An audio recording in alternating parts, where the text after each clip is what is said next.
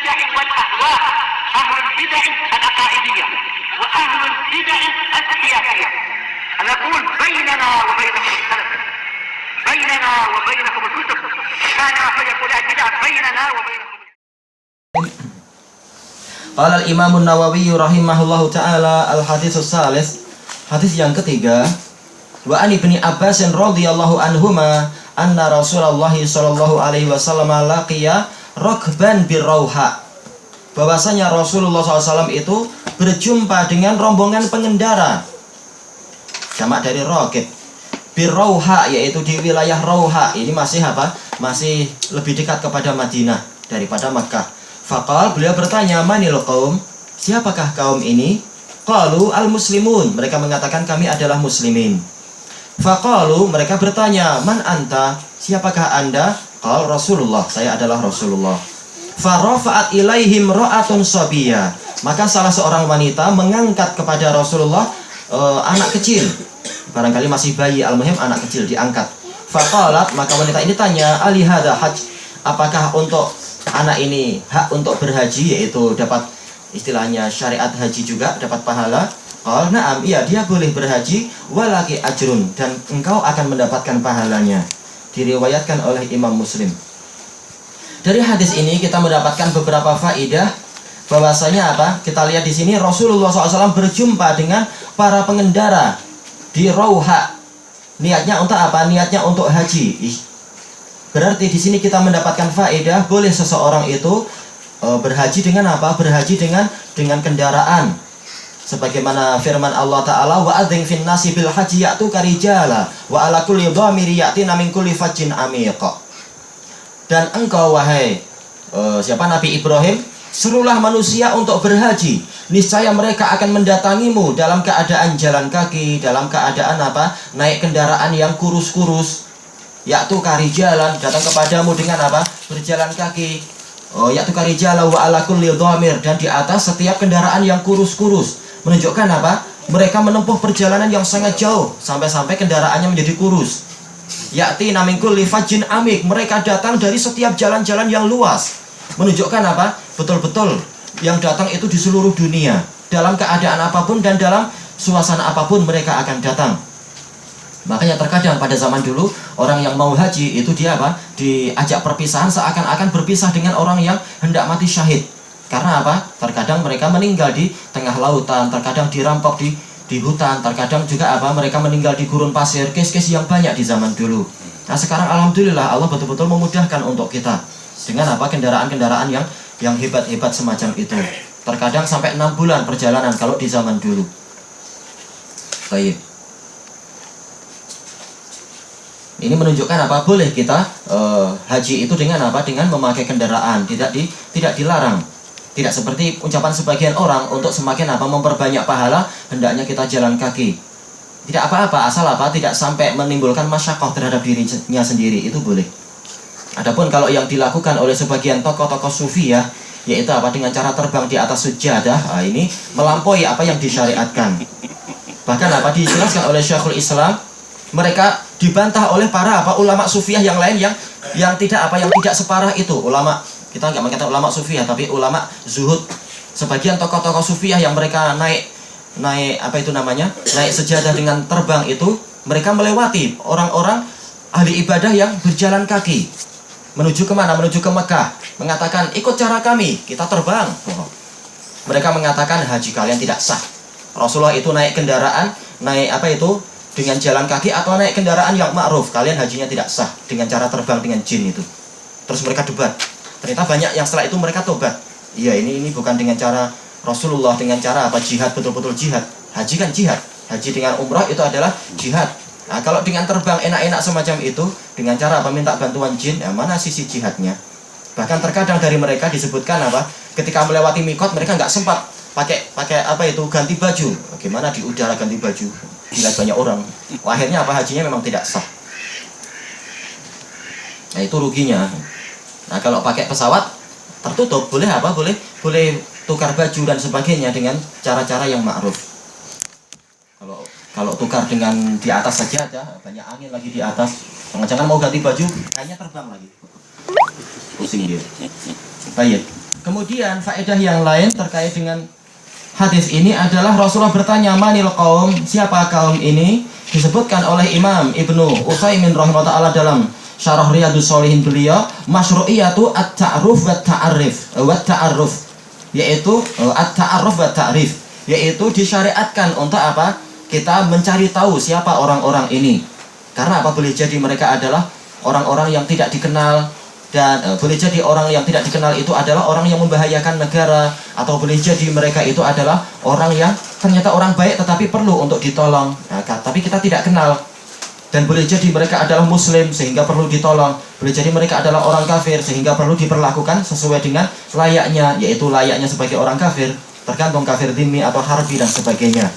Kesimpulannya adalah hadis ini termasuk dalil disyariatkannya untuk mengetahui siapa yang datang. Makanya kalau ada orang mengetuk pintu rumah, Rasulullah mensyariatkan apa? Tanya, man hadza?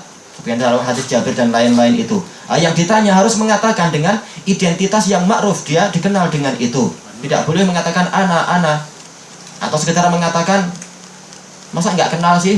Jangan, ditanya jawab aja. Ini kadang susah, bahkan di Yaman sendiri kita tanya man, dia terus ketuk pintu padahal pintunya dari besi. Ya ini bising di dalam rumah itu. Ada baby menangis dan seterusnya.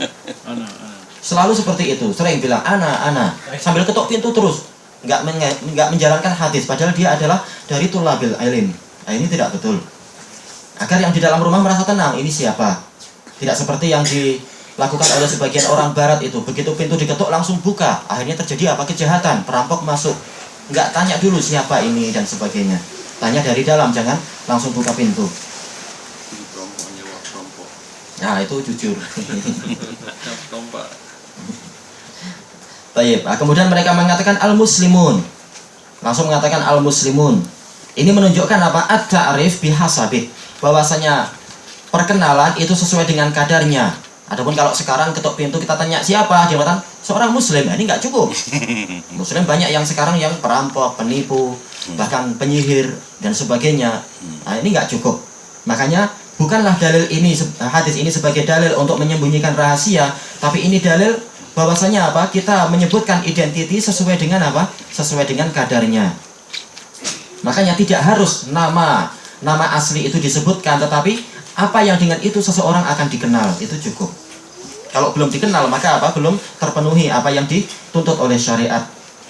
Manakala orang-orang mengatakan al-muslimun, ternyata Rasulullah merasa cukup, tidak harus tahu namanya masing-masing, maka apa? Rasulullah tidak melanjutkan menanyakan siapa kalian.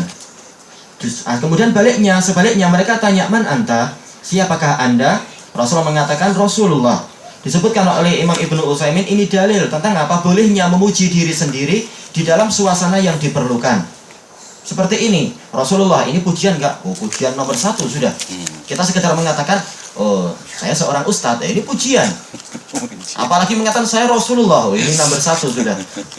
Tapi kenapa Rasulullah melakukan itu? Kata Imam Ibnu Utsaimin, ini menunjukkan dibolehkannya seseorang menyebutkan pujian untuk dirinya sendiri, asal apa? Asal aman dari fitnah. Hikmahnya apa? Agar orang-orang itu meletakkan pada tempatnya. Kalau orang tidak tahu, nanti dia akan bersikap apa? Bersikap meremehkan Rasul. Kalau tidak tahu bahwasanya ini adalah Amirul Mukminin, akan meremehkan. Kalau tidak tahu ini adalah gubernur, akan meremehkan. Makanya seperti asar yang diriwayatkan oleh Al-Khatib Al-Baghdadi di dalam Tarikh Baghdad, dan juga apa? Al-Hafidh Ibnu Asakir dalam Tarikh Dimashq.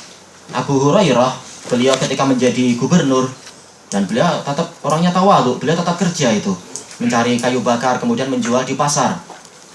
Nah, suatu ketika apa? Jalannya itu sedang berdesak-desakan. Maka beliau sambil memikul apa itu? Seikat kayu di atas kepala, beliau mengatakan, "Beri jalan untuk gubernur kalian." Terkejut orang-orang. Kemudian mereka berusaha untuk membantu membawakan. Beliau mengatakan, "Enggak usah. Aku melakukan ini biar aku tidak terkena penyakit kiber," kata beliau.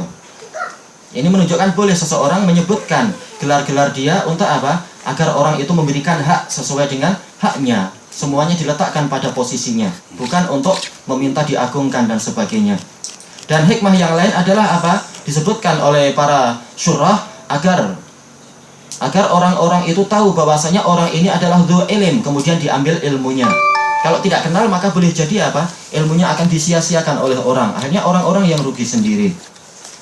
Tayyib, manakala orang-orang tahu bahwasanya ini Rasulullah, kesempatan untuk apa? Menuntut ilmu. Maka seorang wanita mengangkat anak kecil kepada Rasulullah SAW, yaitu anaknya tentunya.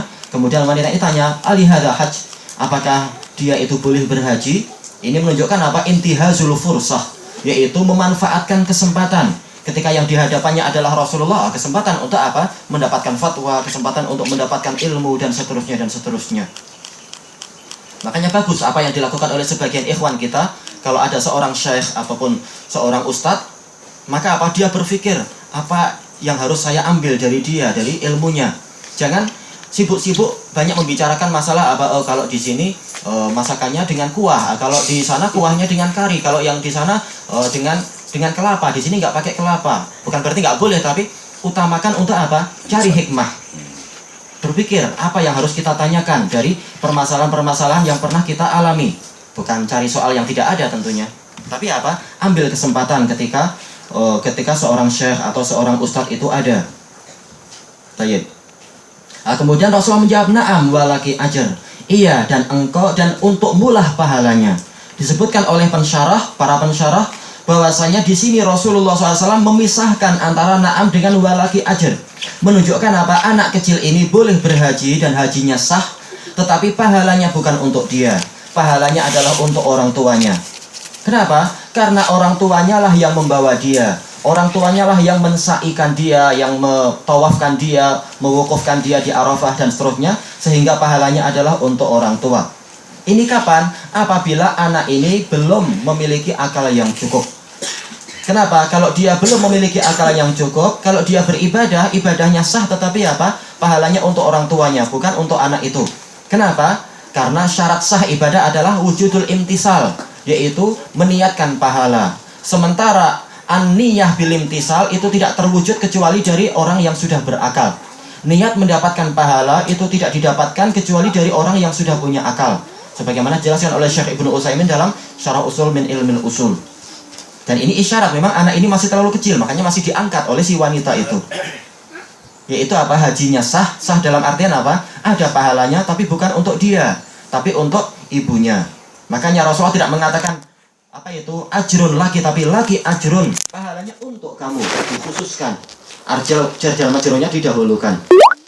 Adapun kalau anak ini sudah berakal, maka pahalanya untuk dia dan untuk orang tuanya. Allah Maha Baik. Berakal dalam artian apa? Dia memang sudah meniatkan mencari pahala. Baik. Sekarang apakah dijelaskan oleh para ulama, apakah ini mencukupi untuk hajatul Islam? Ini tidak mencukupi. Yaitu apa? Kalau anak nanti sudah balik, dia masih terkena kewajiban haji yang asli. Kalau dia memang apa itu? Terpenuhi syarat-syarat untuk haji, yaitu punya harta yang cukup dan sebagainya. Masalah dia boleh haji boleh, tetapi belum terpenuhi syarat sebagai apa? Haji Islam bagi orang-orang yang sudah balik dan memiliki apa? Memiliki harta yang cukup dan seterusnya itu. Baik, dan yang diinginkan oleh Imam An-Nawawi di sini adalah lafaz yang terakhir ini. Iya, dan pahalanya untukmu, yaitu ta'awun di dalam kebajikan dan ketakwaan. Anak kecil dia belum mampu untuk haji sendirian, haji seorang diri, haji tanpa ada bimbingan, maka apa? Ibunya yang membawakan untuk dia haji, memakaikan apa? Baju ihramnya dan seterusnya dan seterusnya. Ini ta'awun. Tayyib, ilahuna wallahu ta'ala a'lam.